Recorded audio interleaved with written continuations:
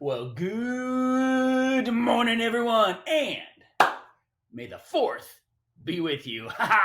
Happy Star Wars Day. I am ready to go. I've got my Stormtrooper Darth Vader socks on. I am very excited about today. I'm really excited because we have kicking off our day, May 4th, is an amazing, amazing first grader from the always extraordinary Mrs. Calder's class.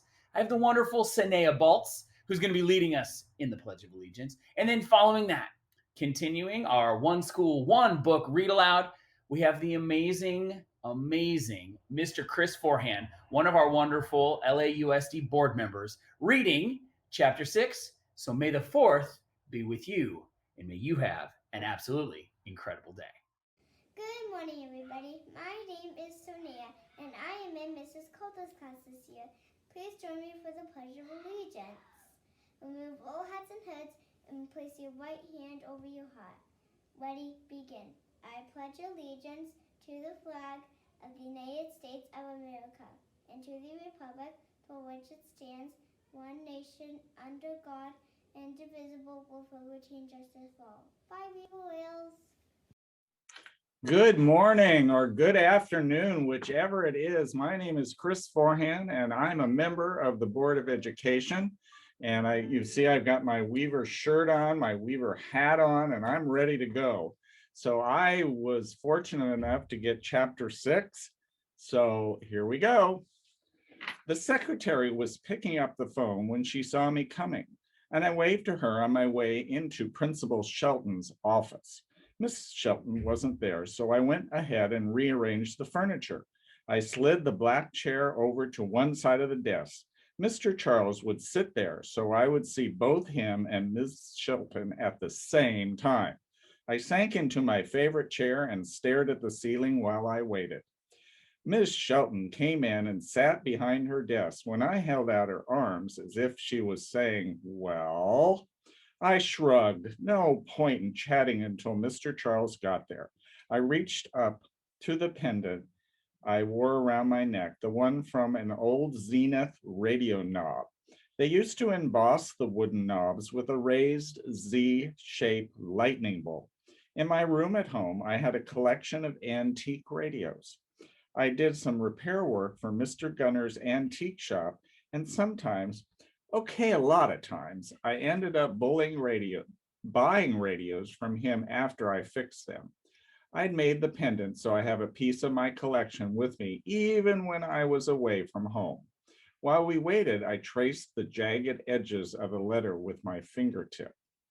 Mr. Charles came in a few minutes later. "Welcome," I signed as he took the seat across from me. I pointed to a picture on Ms. Shelton's desk that I hadn't seen before. "New grandbaby?" "Yes, that's Henry," she said after Mr. Charles interpreted my question. "How now? Tell me what happened in the cafeteria."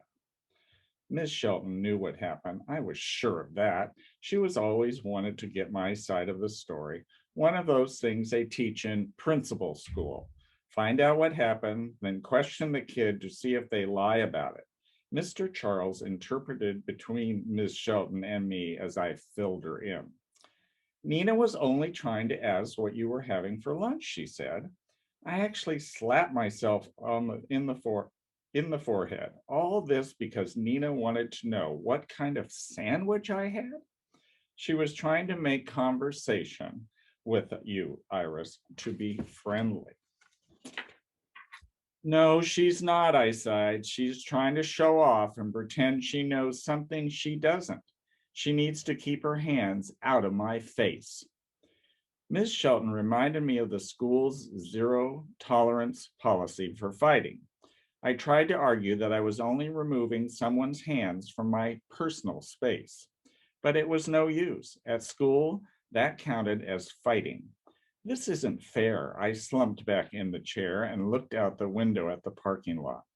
Mr. Charles waved to get my attention and interpreted the rest of what Miss Shelton said.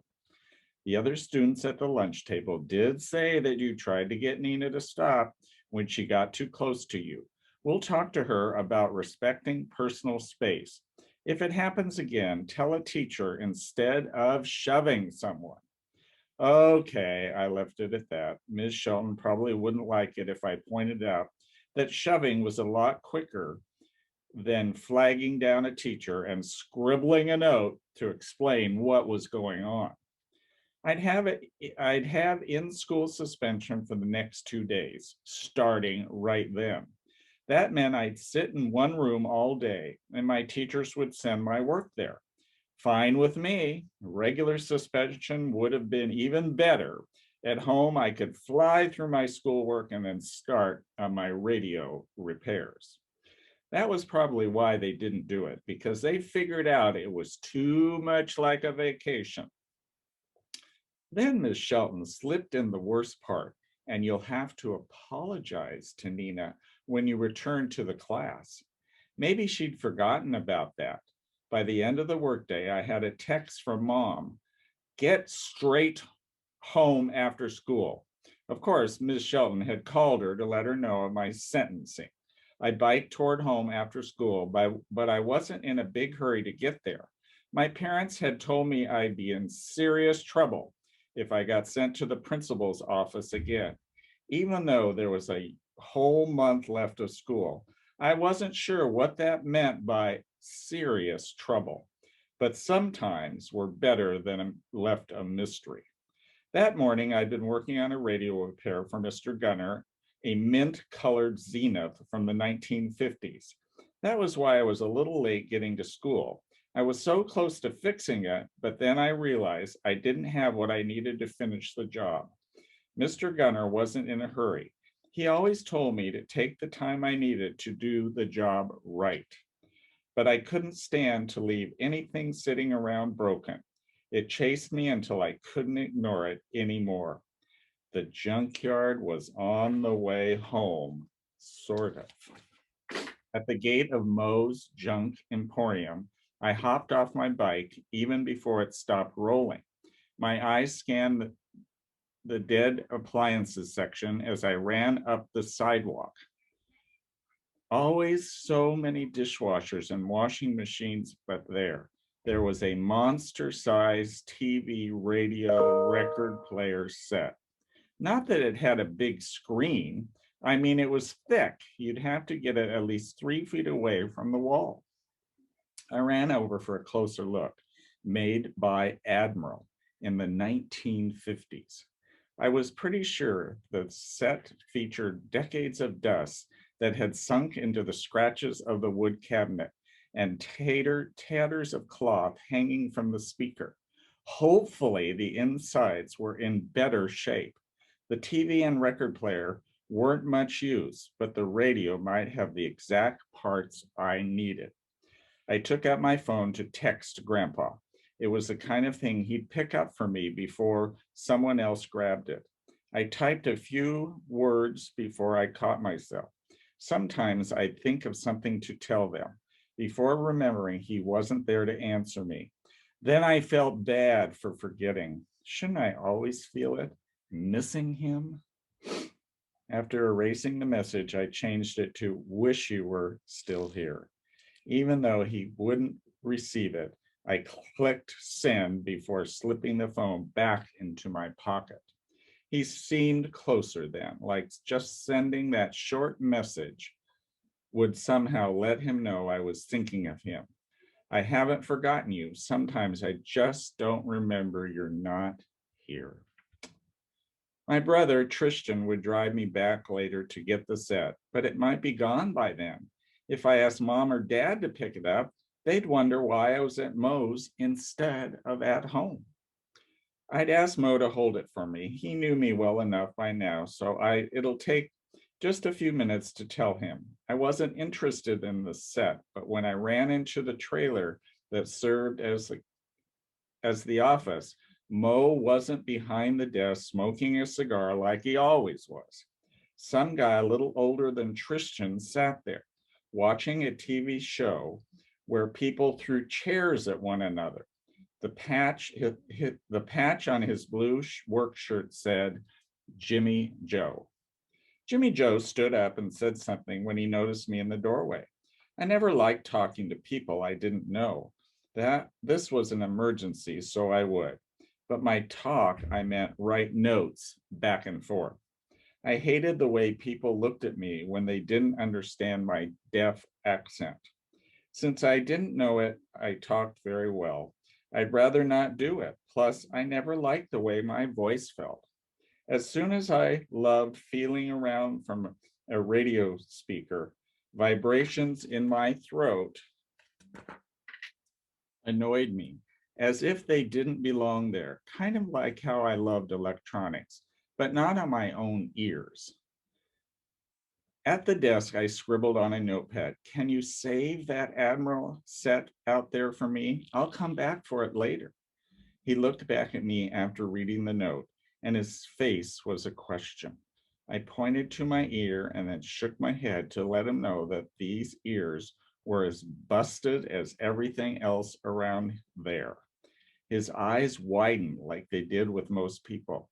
A second of panic, like they're not sure what to do with me, or like I might explode in front of them.